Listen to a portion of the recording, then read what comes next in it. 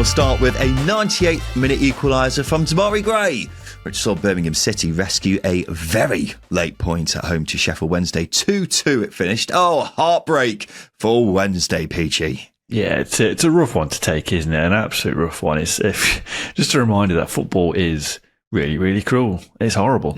But look, I think not to Seattle win. Getting a point at St Andrews is massive, but not to Seattle win in that sort of 98th minute, as you say, is huge. But I guess the bigger picture for Wednesday is it was another heroic performance. I think it really, really was under the circumstances they're in. Just when you think the team's running out of steam and they're dropping off because of being absolutely battered week by week by negative news, they pull something out of the bag, and that's 3 games unbeaten now for Wednesday. So yes, they were leading in the 98th minute and it just couldn't quite get it over the line. But it's 3 games unbeaten for the Owls. Come on, that's massive. Yeah, it is massive. You're absolutely right. It's got to be said, it's a ridiculous finish by Damari Gray at that stage in the game. Yeah. And the scenes were brilliant in the Birmingham end. We always say the limbs at St Andrews just seem to be better than most home grounds, and this was another example of that. However, and it is a bit of a funny one, because it's one of those strange occasions where Birmingham were happy to rescue a point, but would have been very disappointed with a point before the game. So even with the late equaliser, it's a bad result for them. 2 mistakes from Mary Cashin ultimately cost them, and Birmingham were repeatedly banging on the door, just could not break it down until right at the death. So, as you say, fair play to Sheffield Wednesday. They were heroic again, particularly in the circumstances, which we'll talk more about shortly. But this definitely won't ease the pressure on Chris Davies, which has been slowly building after recent results, Justin. The result will build pressure for sure, but if we look at the performance in a little bit more detail, Birmingham had 20 shots. They had 5 shots on target. Wednesday only had 3. Erin Cashin made 2 mistakes. If he doesn't make those, which Wednesday scored from both, then it's Birmingham. It's a Birmingham win. It's 3 points. Birmingham also scored in the last minute. I think this was the reaction they needed from the Coventry performance. I know they were down to 10 men against Coventry, but they still looked lacklustre in possession, weren't really breaking forward and being interesting or anything like that, even before they scored. So whilst you can be annoyed that you didn't get 3 points, I thought that was the right reaction. Jay Stansfield looked sharp. Furuhashi's movement, again, really caused issues. Damari Gray looked lively. Way more positives for me coming out of this performance. I know the result is bitterly disappointing and you couldn't get 3 points, but that's the sort of performance you need to build on. I'm not sure I would agree, because ultimately they were moments away from losing to a team who aren't getting paid. But they didn't. They didn't, but at the same time, the result speaks for itself. Yes, they had a bit more about them going forwards than they have in recent games, but it was still not a great performance, I don't think. It was interesting that the chairman, Tom Wagner, was at this game. I believe he was going to be in England anyway for the Wrexham game tomorrow, but he would have got first-hand exposure to the frustration at St Andrews. And when we were talking on Sunday about how some Birmingham fans were calling for Davies to go, it was just a small minority. But I think that minority has grown a fair bit after this game, because, yeah, you're right. The way I see it, it's 2 individual mistakes which have cost them. These things happen. If those mistakes don't happen, Birmingham probably would have gone on to win this game. So Davies can't be held fully accountable for that. Do I think he's a bit too negative? Yeah, I do. But I still think it's too soon to even be talking about sacking him, in my opinion, especially after what he achieved last season, even though the results haven't been great. And this result will be the latest in that line. However, I look at it, Justin, and think, will Birmingham's owners be on the same wavelength as me in thinking that it's too soon for questions to be asked as Davies? Because if I could play devil's advocate, they are obviously desperate to get to the Premier League as soon as possible. And they've sacked managers for a lot less, haven't they? They've sacked managers for a lot less. That's a really good point to make. And I think that's the reason why they'll still do Chris Davies, because they've already made one mistake in sacking John Eustace at the time that they did. And that ultimately led to a relegation that didn't need to happen. And I don't think, for me, I don't think Chris Davies should be under pressure, because it's been such a aggressive summer of recruitment and change that the squad's a different makeup as to what it was last season. He's got a fair bit of imbalance in that front line that he needs to get a real hold of, and it's taking a little bit more time than anybody would have hoped. But Birmingham look better going forwards, and it's no surprise to see Jay Stansfield, Patrick Roberts, Damari Gray, and Kyogo Furuhashi all starting, and Birmingham looking a lot better in that final third. Tommy Doyle in that midfield pivot. There's going to be changes that are going to come in, and we're starting to see those now. And hopefully, this is a settled line that Chris Davies needs to build on. And that's something that he has struggled with because it's been an aggressive summer of change. There's been a lot of recruitment. It's a different makeup to what he had last season, with exception to Aaron Cashin starting and maybe coming out and Phil Neumann coming in and replacing him. Then I think that's the best 11 that he's got at the moment. And I think with that, he's only going to build positive results there. Yeah, well, he struggled to find his best 11 so far, hasn't he? Which is what we were saying at the weekend. But whether we'll get the time, we'll certainly see. It's the Hollywood Derby on Friday night. We'll be reacting straight off the back of that game on our YouTube channel live, so make sure you join us then for that. But another great result for Sheffield Wednesday, even though the picture off the field continues to be very bleak. That's because player wages have not been paid on time. Again, it's the fifth time it's happened in 7 months now. And unfortunately, it's not a surprise anymore that this has happened, Justin. And look, we're not going to cover old ground here by saying the same old things. It's a disgrace. It's a shambles. We all know that. What is sadly the case here, though, is all of these missed paydays mean Sheffield Wednesday are going to be getting a big points deduction at some point. And I'm guessing the more missed paydays that there are, the bigger that deduction is going to be. I saw murmurs of 15 points being talked about yesterday. But what that unfortunately means is all the brilliant results and the efforts the players are putting in will more than likely ultimately prove to be futile in the grand scheme of the season, which is a big shame, isn't it? Yeah, it will be futile. But I think with that, it gives fans something to cheer about in such a dismal time. So I think the results, whilst mathematically not going to keep Wednesday up, they do a hell of a lot to I guess, inspire supporters, players, and it still creates that air of a football club that is trying to exist. So whilst we can say, the results are going to be futile in the grand scheme of things of staying up, it's always going to be unlikely that Wednesday we're going to stay up. It's always going to be the case that they are chasing themselves and ensuring that the club just still exists. And I think, without saying too bleak, it was going to be inevitable that a points deduction was going to come, because it's very clear that Chancery cannot afford to run a football club. And with this, it feels like the EFL's options are running low. Points deductions are the last resort to whatever happens next. So whilst it's a horrible, horrible thing, I can only see it as a step in the direction of getting Chancery out, which ultimately that's the important thing.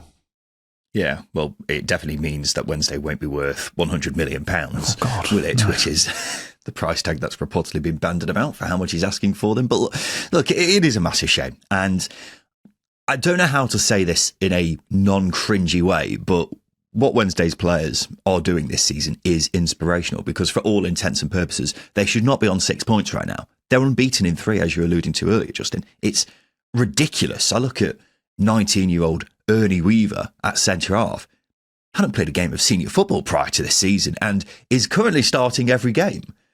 Wednesday should be getting pumped each week, but these players are doing phenomenally well. However, all those results could be wiped out in an instant, because I have no idea how big this points deduction is going to be, whether it's going to be 15 points, maybe even more than that. But the bottom line is it's going to be chunky, because we've never had a club before failed to pay wages on time in 5 out of 7 months. So it's very sad. And of course, it all comes down to one man, which we will always say repeatedly. But according to TalkSport, Sheffield Wednesday's players are considering whether to refuse to train as they await their wages being paid on time. What do you think of that, Justin?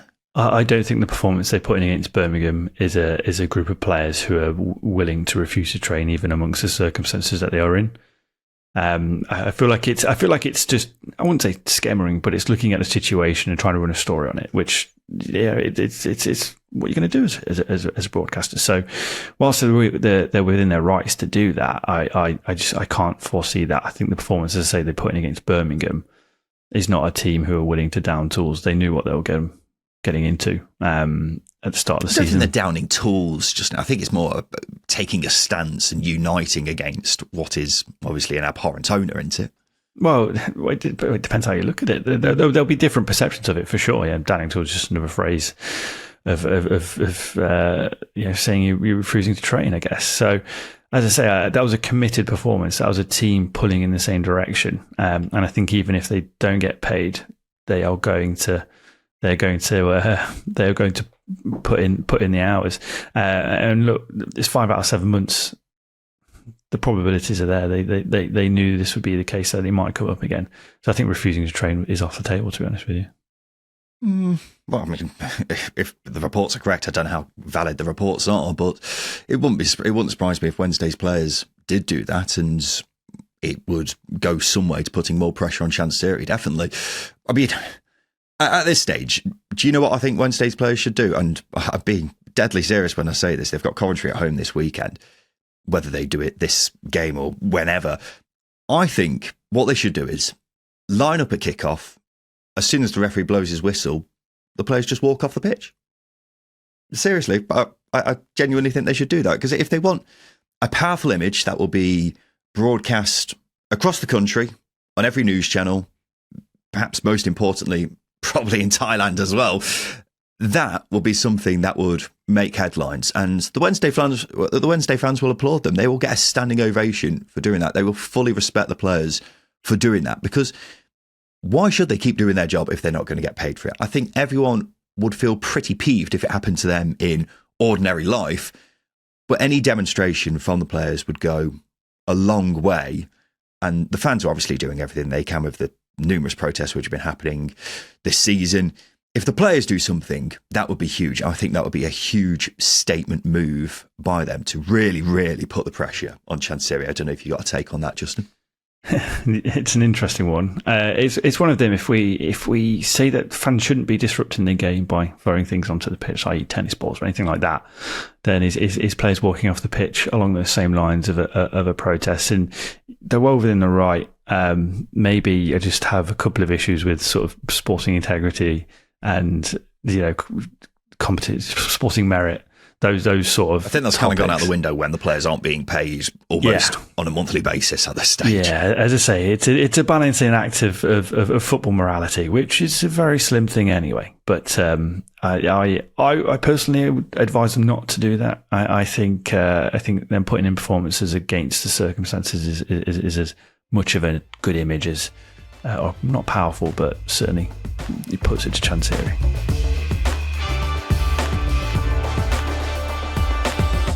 A brace from Ross Stewart saw Southampton come from behind to win 2-1 away at Sheffield United. Southampton's first win since the opening day, and a badly needed result for Will Still, Justin. Yeah, so long ago, isn't it? It's crazy. I don't know. You just sort of forget time passes by with football a little bit. It's been a long time since they tasted a win, Southampton, but it's a much better performance and a much needed win, as you say. Funnily enough, he's now collected as many points as Russell Martin did in his opening 8 games, which is 10. So all Will still needs to do now is embark on a 25 game unbeaten run, which I can't see happening. They're very inconsistent, but as far as performances go, this was loads better. Yeah, a pretty mad game, actually. A lot of mad moments. I think Adam Armstrong's penalty deserves a mention. That was an absolute howler. He's missed it by absolute miles. And then just second afterwards, Chris Wilder getting sent off for walloping a ball at one of his own fans, Justin. Honestly, I had no idea Chris Wilder was a lefty, by the way. That took me back a little bit. I'm not sure he is, but if he's not, he's absolutely cleaned that ball, hasn't he? Honestly, yeah. It was one of those moments where you go, oh shit, oh sorry, isn't it? It's quite funny. I read that Sheffield United accumulated £445,000 in fines last season because of player and staff conduct. Start where you left off, right? Yeah. It starts at the very top, doesn't it? Just wallop the ball at your supporters. It is worth pointing out that he did apologise and the fan was in good nature, shall we say. So, yeah, funny moment, but avoidable. I liked Sheffield United's assistant manager, Alan Nill, saying after the game he didn't see the incident because he was already in the dressing room, and Wilder just walked in and said to him, "I've been sent off," which must have been like, I had to wait for 5 seconds and you got sent off. But the funniest thing is with this whole incident, Sheffield United were winning at the time. If they were losing, I could have perhaps understood it, but it seems a bit over the top to blast a ball at some old boy for what I can only assume was the decision to give the penalty, which was then missed anyway. So it literally didn't mean anything. Can we just weigh up the process in Chris Wilder's mind? This is a 58-year-old man, by the way, who was pointing in the direction of the dugout and then kicks a ball towards the dugout. What did he expect was going to happen in that scenario? Yeah, it was a very strange turn of events, wasn't it? But very funny at the same time, dearie me. And then in the second half, Southampton get themselves back in front through none other than Ross Stewart, the Loch Ness Drogba, someone who Southampton signed for £8 million from Sunderland just over 2 years ago, but has had such rotten luck with injuries. So I was reading earlier, he's been injured for 398 of the 762 days he's been at Southampton. This was only his 6th league game, which he started in a Southampton shirt. But here he was, scoring only his second and third goals for the club. You love to see it. And the winner was an absolute beauty as well, wasn't it? God, yeah. Honestly, I am so happy for him. You forget to mention his touch for the penalty he won was unreal. He brought that down beautifully before getting taken out by Mike Cooper. It was a great poacher's goal for the first from the corner. And then obviously you mentioned the winner, absolute power driver. It's just how Ross Stewart plays. He's got everything about him as a forward, and I do say this hand on heart, if he is fit, I think he can score 20 goals. I do believe it. He's got his natural knack of just getting in the right place at the right time, and also being a devastatingly efficient finisher. And we saw that. And I am made up for him because he's such a good player, and I feel like it's been such a waste of a talent in the sense that a player being injured for that long, not being able to show what he can do. He deserves a lot more. So, yeah, him getting a brace here is wonderful to see. Yeah, I checked earlier, and that second goal might only be the second goal he's ever scored from outside the box. Yes. I don't have the data for when he was playing in the Scottish lower leagues, but he definitely doesn't have many from far out. But this game brought me a lot of joy seeing Ross Stewart in top form again, because at Sunderland, we loved him, Justin. He was such a brilliant all-round striker. And unfortunately, injuries have absolutely ravaged him for the last 2 or 3 years. But if he can stay injury-free, he'll be such a brilliant striker for Southampton. Not just all the goals, but he won the penalty as well. He brings a lot to any team as long as he's fit. I'm all here for the Ross Stewart redemption. I would love to see that happen this season. And we'll still be very happy about it as well, because it certainly eased a lot of the pressure that was building on him, hasn't it? Oh, massively. And like I said, it was a much better performance. They went a goal down. That seemed to be the shot in the arm that they needed. Sheffield United allowed them to have the ball, so we saw Southampton again have to have the lion's share of possession, but there's a bit more purpose about them and how they attacked. They were a little bit more direct. I think having Ross Stewart in that lineup does help, because, as I say, you can do everything as a number 9. So yeah, when we talk about this being a much needed 3 points, I saw the pressure growing on Will still. You could see it. I think the way he is in his post-match press conferences and with the media, there's you can feel the tension, feel the pressure building up. But getting a 3 points away at Bramall Lane, I know Sheffield United have been losing a lot lately, but this is still a difficult place to go. And they did. That was showed in the result, the performance. Tyrese Campbell putting the blades ahead, and Southampton having to battle to get back into that. So yeah, there was a lot to take away from that. Bit of everything, if you like, for Will Still. Well, Southampton fans were apparently chanting, "What the fucking hell was that?" at half-time, so they didn't seem too impressed. And the result as a whole does feel like they were bailed out a bit by the screamer by Ross Stewart and a disallowed goal, which we'll talk more about in a sec. So I'm not going to sit here and say that's it. Southampton have finally arrived, because that still feels like it's a way off. But considering it was no win in 6, there was a fair bit of speculation amongst Southampton fans that Will Still may have been that mystery manager who we were talking about in Zamora time at the weekend, Justin, who has reportedly seen his own captain turn against him. It's not Southampton, I will point that out. But they just needed a result from somewhere, and one way or another, they got it. Let's talk about that disallowed goal, Justin, because Sheffield United were very unhappy with that, and it did look harsh. I can't quite work out where the foul is. I think it's Danny Ings backing into the keeper. I think it's Tom Cannon who is backing into the keeper, but I think that's the incident that the referee must have been looking at. But I think when you're saying, I think that's the incident, are we actually seeing a foul there? And I know officials are instructed to be a little bit harsher on grappling in the box, but if that's the other way around and someone's backing into an attacking player, we're not going to see a penalty for it. We're not going to see a foul. So I can't quite work out why the goal was disallowed. I feel like it's a bit of I won't say a cop out. It's probably a bit harsh on the official, but it's an easy decision to make when you see something happening in the box, just so you don't have the controversy of having to deal with it at the end. I don't like to see those types of fouls given if it is the one on the goalkeeper, mainly because we all say it every week, goalkeepers are overprotected. So yeah, there was some weird decisions. There was a clip of a free kick of the referee only counting 7 or 8 yards as well. So maybe it was just a bad day at the office for the ref.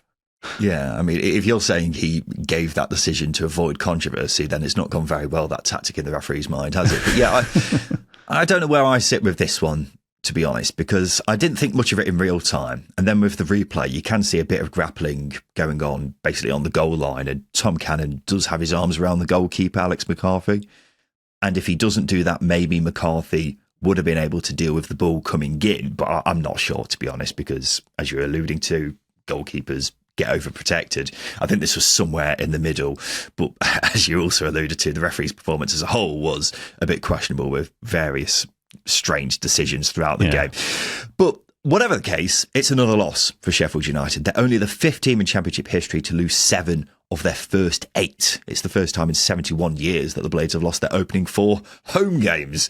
So despite this loss, Justin, do you think the performance was a step in the right direction, despite it not looking very good in terms of the numbers for them? Yeah, it's about getting performances in for Sheffield United. It's about being solid out of possession. And I think for the large part, they did what they needed to do. Maybe they got away with it a little bit with, obviously, the penalty being missed by Noam Armstrong, because it was a bit of a bad decision from Mike Cooper to come out and ultimately take out Ross Stewart. But I think when you're talking about making the right strides, Sheffield United are on the right path. I am seeing improved performances. It was a battled away performance against Oxford to get that 3 points.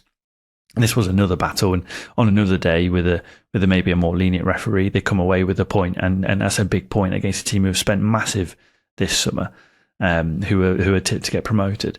So yeah, it's frustrating, it's disappointing, but ultimately performances are there. They're slowly accumulating, and you can feel the confidence coming back to players. Tyrese Campbell took his goal brilliantly. As I said, they look solid out of possession. Southampton were having to work for the win, which is all Sheffield United can do at the moment. Yeah, they were definitely unlucky, weren't they? Because on another day, that disallowed goal gets allowed, and Ross Stewart doesn't score many screamers. So Sheffield United had a couple of decent chances as well. They probably created more in this game than they did in Wilder's other 2 games. And of course, they were awful going forwards under Ruben Sayers. So in that regard, it's probably their best performance, or at least one of their best performances of the season. So I would say it's a step in the right direction. I would be slightly concerned about a couple of individuals. Mike Cooper in goal, not had a great season so far, and looked particularly shaky against Southampton, gave away the penalty most notably. Gus Harmer just hasn't been as effective as he was last season so far. So they're 2 massive players for Sheffield United who need to be doing better. But overall, I wouldn't be too discouraged after this game if I was a Blades fan. Don't get me wrong, I wouldn't be buzzing either, but I would maybe think they're going in the right direction at the very least. Just a reminder, ladies and gents, that we've been nominated for the Best Football League podcast at the Football Content Awards. If you could take just a few seconds of your time to help support your old pals at the second tier by clicking the link in the description of this episode and voting for us, it would mean an awful lot. We're in the Best Podcast category under the Football League drop-down. So thank you so much if you have voted already, but if you haven't, please do so. It goes a long way to helping us grow as a podcast. May I take this opportunity to point everyone in the direction of the latest video on the second tier YouTube channel. It's called Why You Should Be Excited About Queen's Park Rangers. I talk about why they're my big dark horses for the season. Nay. But I also talk about why they've been struggling for so many years prior to the past couple of years as well. A big part of that is because they've obviously signed so many big names in the past on big wages back in the Premier League years. So I wondered, Justin, if you wanted to play a quick game of Did He or Didn't He? A game which we used to play here on the second tier, but it's Did Player X play for QPR? Do you want to give it a quick go? Go on then. This is a good one. This is going to be interesting. Your first player, Kieran Dyer. He did. You're absolutely right. Kieran Dyer did play for QPR. That's 1 out of 1. Justin. Yunus Kabul. I'm going to say no. You would be correct. Although he feels like a very QPR player, doesn't he? A very QPR player. It's 2 out of 2. You're doing very well, Justin. Next one, Jamie O'Hara. I don't think he did, unless there was a loan spell in 05. You'd be correct. Well done, Jamie O'Hara. Another very QPR feeling player, but didn't play for QPR. Alex McCarthy? He did. Yeah, he did. Yeah, he did. Completely passed me by, but absolutely right. 4 out of 4, Justin. This is exceptional. Mauro Zarate? He did. I remember a couple of his goals. Did. Yeah. Yes, you're absolutely right. Yeah. Feels like a very QPR player. That's because he was a former QPR player. Gabriel Obertan? Oh, that's cheeky. I'm going to say no. You would be correct again. Wow, this is exceptional. I did not think you'd do this well. This is really good. 7 out of 7. Jay Bothroyd? He did, yeah. He signed on a free under Neil Warnock. Again, correct. Wow, this is superb. 8 out of 8, Justin. Park Ji-sung?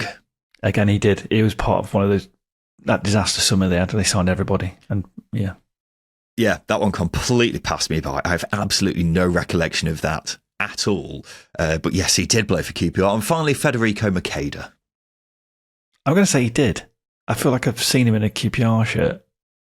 You did, because he did play for Queen's Park Rangers. Look at that. 10 out of 10, ladies and gents. That is superb. I was not expecting you to do that well on that one, Justin, because there's a few red herrings in there, because there's a lot of players who feel very QPR when they weren't QPR. But yeah, that is exceptional. Well done to Justin Peach.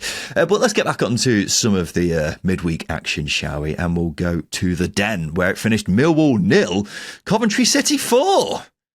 Bloody hell, Coventry City just keep banging them in, don't they? Yeah, the numbers they're posting are up to second now, obviously, and the goal difference is a plus 15, which I think is an incredible achievement at this stage of the season. But I reeled off the attacking numbers for Coventry in Sunday's episode. They top the charts and everything. But I think the most impressive thing that I'm taking away from this is the goals are scoring. They're mixed. They're mixed. First one here came from a long ball, a flick on, and pressure from Brandon Thomas Asante. And all you can do is just highlight just how good they are going forward. They create an XG of 3.66 with just 36% of the ball, Ryan. Millwall had the lion's share of possession, which is the least Millwall thing you can really put together, and also losing 4-0 at home. So, yeah, props to Frank Lampard for putting this team together, because it is so good to watch. Yeah, Coventry now just 1 goal shy of the record for the most goals scored after 8 games in Championship history. 22 goals they've scored in these first 8 games. That Norwich game. Yeah. If it wasn't for that game, then we'd be talking about a whole different thing here, wouldn't we? But yeah, pretty astonishing stuff, particularly considering they've missed Jack Rodoni and Ephraim Mason-Clark in the last couple of games. I do think the scoreline in this one was slightly harsh on Millwall. Coventry did have a bit of luck go their way at both ends of the pitch, but they were still very deserving of the win, do not get me wrong. And while Millwall have been bizarrely poor at home this season, it's still a massive result for Coventry. And as sceptical as we've been over Frank Lampard in the past, I mean, you've said it plenty of times already this season, Justin, they have been very, very impressive. The number of sheer chances they've created alone has been pretty frightening this season. But that's it, isn't it? They are an attacking force, that's the thing that we've never been convinced by any Frank Lampard teams in previous years, is they rely heavily on individuals, whereas this Coventry team is a well-oiled unit who can vary how they attack opposition. Taking from this game, they were dangerous from open play. They created from set pieces. I am seeing limited weaknesses with this team at the moment. For me, they are the team to beat. I know Middlesbrough are top, but ultimately Coventry are the most frightening, I think, prospect in this division because of what Frank Lampard's able to put together. And you mentioned that they've done it without Jack Rodoni and Ephraim Mason-Clark. They've shown that they can adapt. Brandon Thomas-Asante has looked really effective again in this game. Haji Wright scoring goals. Milan Van Nieuwijk is a creative force on the right-hand side, whether it's from a long throw or getting crosses into the box. So there are so many different pieces of armoury that Frank Lampard's got, that the weaknesses there, I don't see many. So whilst I'm not going to say Frank Lampard's proved us wrong, because ultimately he needs to get promoted, I think to do that, he's going the right way to go about it, and this team is the one to watch this season, I think. Yeah, I think their games have been a bit strange this season, because the goals have been a bit feast or famine, really. When they've been good, it's very easy to go, wow, bloody hell, they are amazing when they are, smashing 7 past QPR. Because they have had some games where just about everything has gone in. But then you go back to the Leicester game a couple of weeks ago. Coventry didn't come close to scoring in that one. Against Hull on the opening day, they weren't amazing. The Norwich game was just bizarre, where the ball just wouldn't go into the bloody goal until Harry Darling fell asleep with the ball at his feet. So it has been a bit odd. As well as they have done, there have also been a lot of draws in there.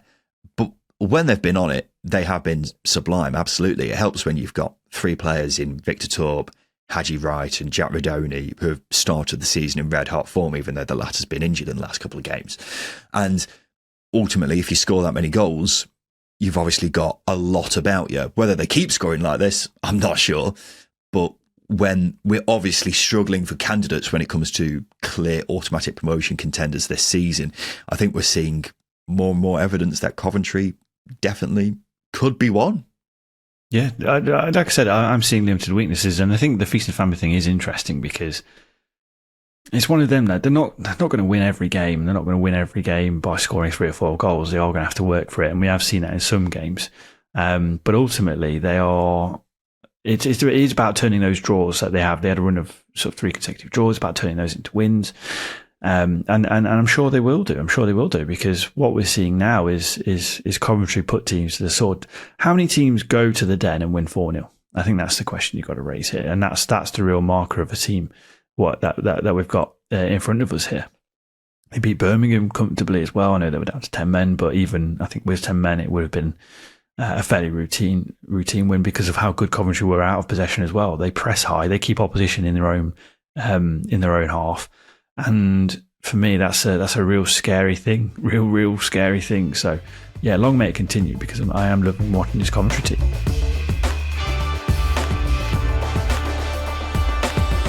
Norwich City have now lost their opening 4 home league games for the first time in club history. It's after they were beaten 1-0 at Carrow Road by West Brom. Yeah, a bit of a strange one. Norwich weren't bad at all in this one. West Brom goalkeeper Josh Griffiths was undoubtedly man of the match, but that still won't help Liam Manning, help him carry favour with Norwich fans who are still very unsure about him. Yeah, this is a weird game for me, because I saw a lot of half chances from Norwich, and they found themselves in a lot of good areas at a lot of the time. And Griffiths did have some saves to make, but I'd say from open play, I'm not seeing enough to sit here and go, oh yeah, they're massive. They've massively improved on Johannes Hoff-Torup last season. But I think the thing that we need to consider is Liam Manning's always been a slow starter in roles. Oxford was slow. Bristol City fans weren't happy with him because he didn't get things clicking straight away after Nigel Pearson. So it's one of them where I say don't lose faith, but that's easy to do when you've lost your opening 4 home games at a point where Norwich have always been able to rely on their home record. Carrot Road's always been a hard place to go. But under Liam Manning, it isn't. And that's a strange thing. But we've seen that with a few teams at the moment. Derby are struggling at home. There are a couple of others as well. And so Norwich is another one. Yeah, well, not long ago, they went a whole year unbeaten at home, didn't they? So for them to lose their opening 4 home league games is pretty mad.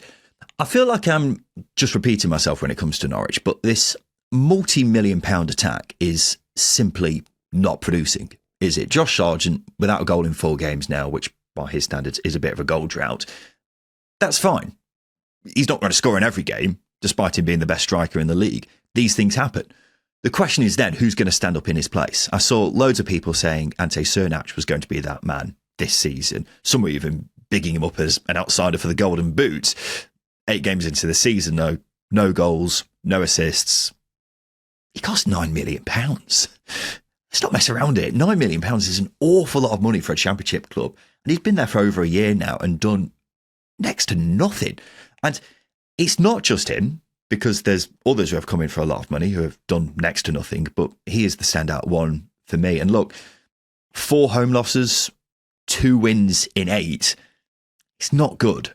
Strangely, it didn't seem very toxic amongst Norwich fans after this loss, like it has been previously, but I could see things going very bad if they lose the East Anglia derby this weekend, considering Norwich have a 16-year unbeaten record to uphold, considering Manning's not heading into it with, in the greatest of regards amongst the Norwich faithful, then, yeah, things could really turn quite drastically if they were to lose that one. A good win for West Brom, though, getting back to winning ways, and good to see Josh Maja getting on the score sheet after a long spell out with injury, Justin. Yeah, obviously we're talking about Ross Stewart having a lot of time off with injury, a lot of time out with injury. Josh Maja's the same. He was on for the Golden Boot last season. He scored 12 goals at the point, and he picked up his injuries. So we know what he can do. We know he's achievable. He's so good at finding himself in space in the box. He can sniff out those chances brilliantly. Or he's got that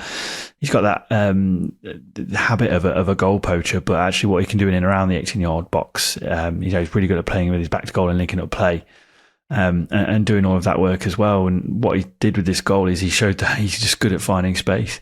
And I'm not saying Arne Hagebo is a dud. He's going to take some time to adapt to the Championship, but getting Josh Maja back in and knowing you've got a goal scorer in your starting 11 is going to breathe a big sigh of relief for Ryan Mason, who West Brom edged another game here, and that's where they've been at so far this season.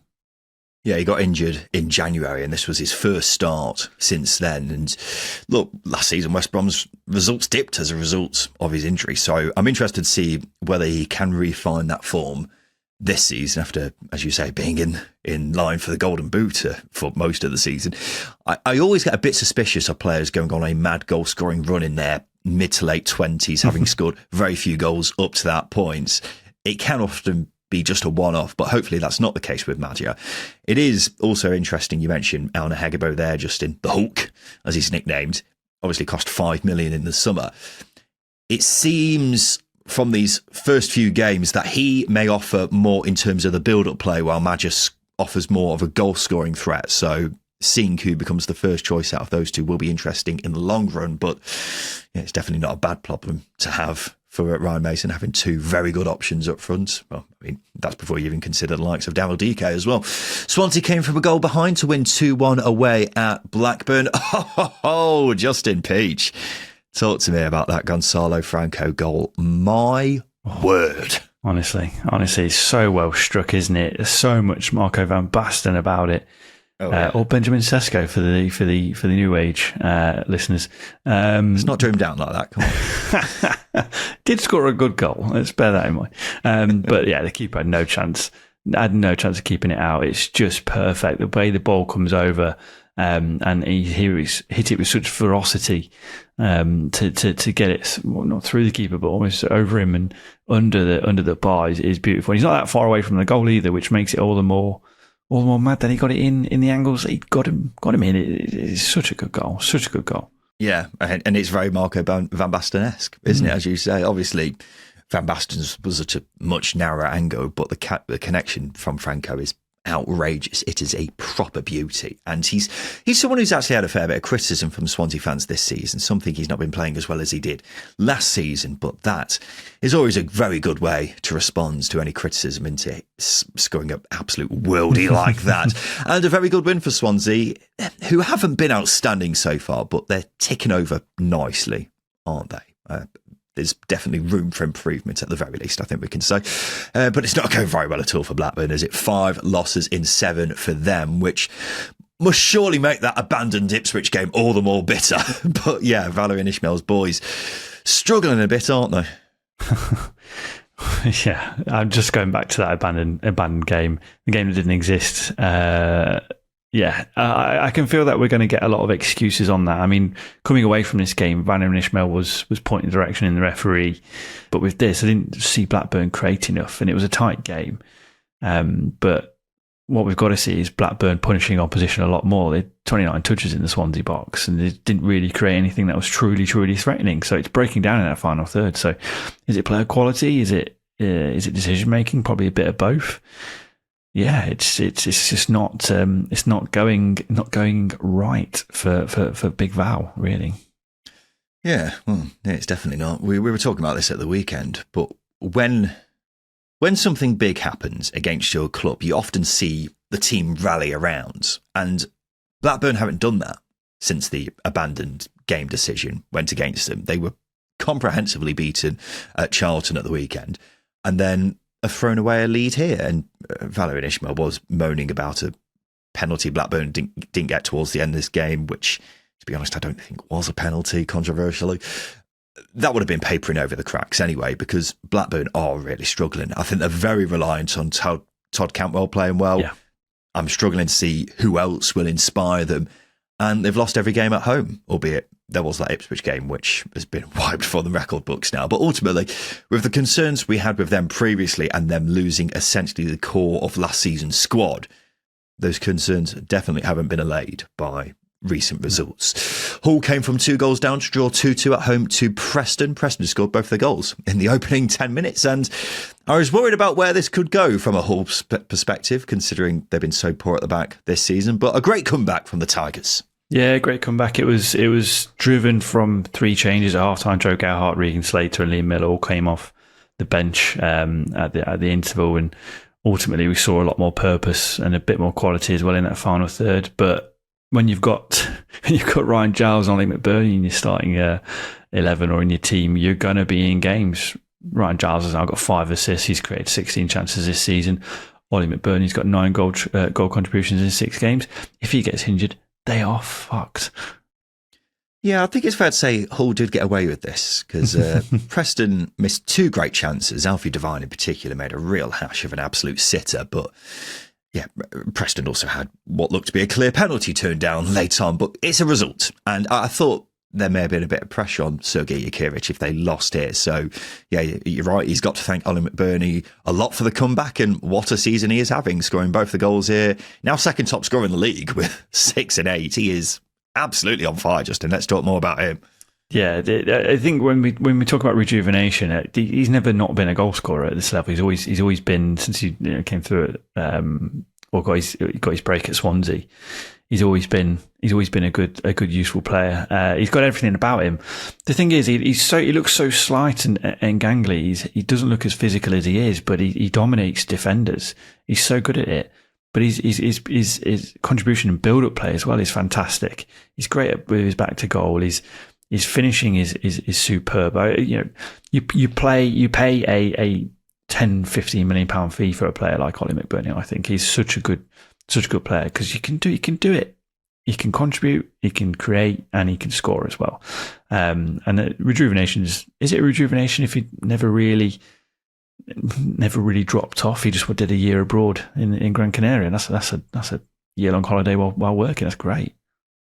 I think he did drop off a bit, because he didn't score many goals over in Spain, and then towards the end of his Sheffield United career, I know he scored a few goals in the Prem, but he wasn't exactly blasting them in for fun, was he? But yeah, you talk about how much money he would have cost if Hull were to have signed him under contract. It's ridiculous, really, that they got him on a free, and he's turning out to be a brilliant signing for a club who were under an embargo in the summer.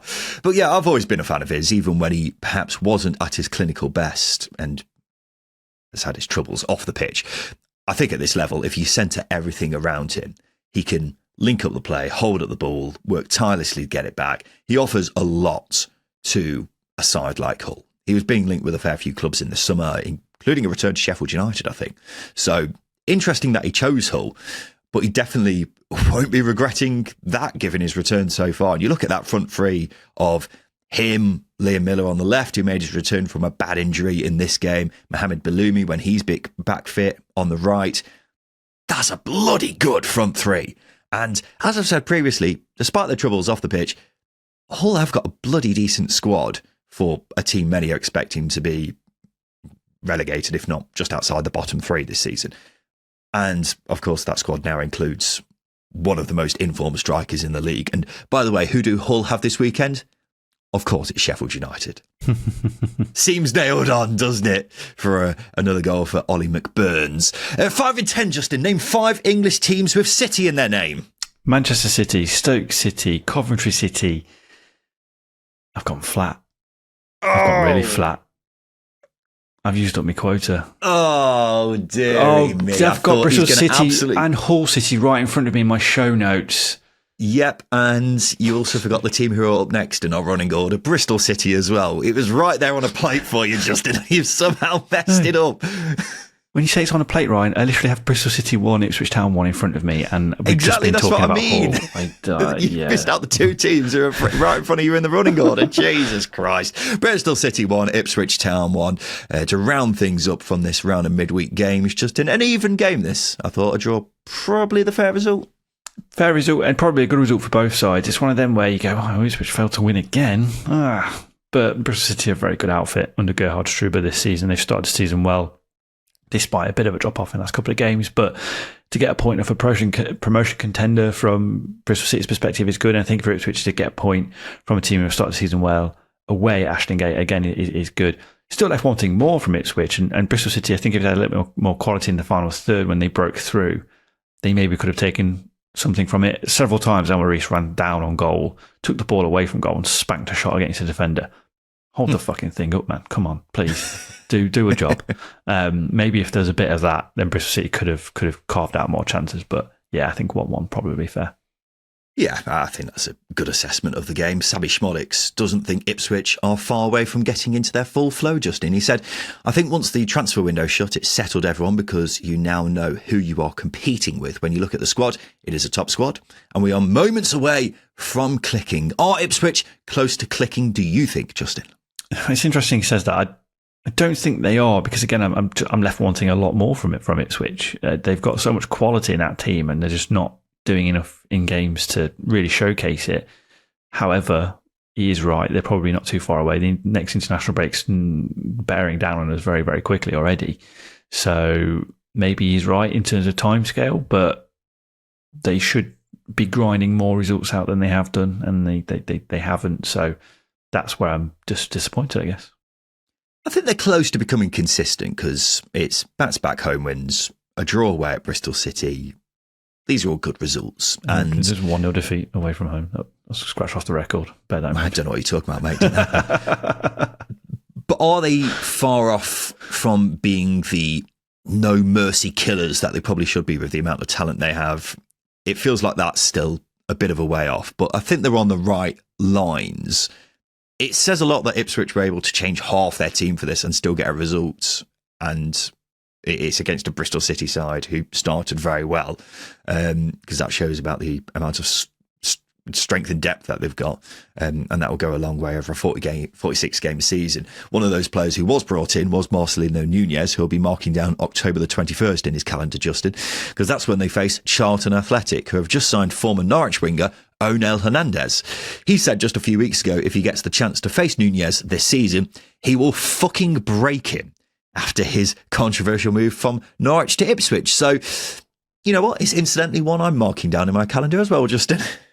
He didn't need to say it. And now all he's done is create an expectation. If he doesn't do it, man's a fraud. Simple.